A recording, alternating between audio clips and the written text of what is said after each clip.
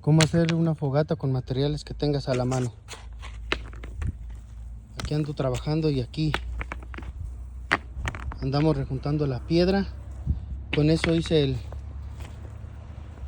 el ruedo para hacer mi fogata, para no provocar un incendio alrededor, porque ahorita todo está seco. Junté el mesote.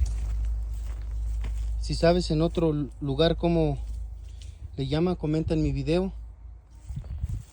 Miré un video de un colega que hizo un video del otro lado del Golfo, por allá por Europa.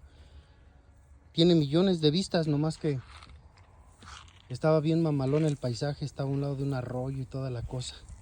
A ver si yo con el mío siquiera junto 100,000 les presento el paisaje y el arroyo. Pues aquí pasaba, pero ya se secó. Ese sí se los debo. Procedemos a encender la fogata. Es que se puso frío, pero frío de a de veras. Entonces vamos a ver si prende, porque está bien frío, ya hace aire. Entonces vamos a ver si arde. Yo creo que sí va a arder.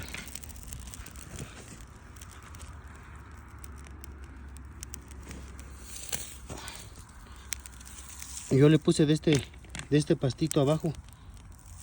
Este hace que arda rápido, y palitos delgaditos alrededor. Y así.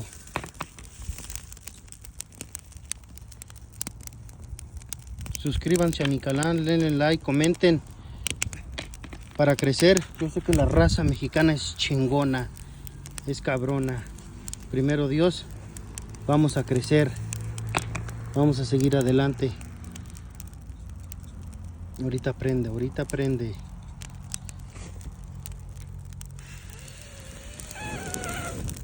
Soplarle tantito. ¿A quién no le recordó su infancia? ¿Qué hubo? Ya después que arda y queden las brasas, vamos a calentar el lonche. Es el propósito de la fogata, que con las brasas se caliente el lonche. Miren qué bonito. Y aquí tengo un poco de mesote para atizar la lumbre.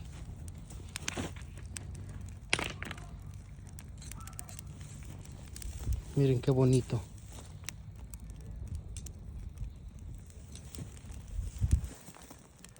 Ánimo, mi raza.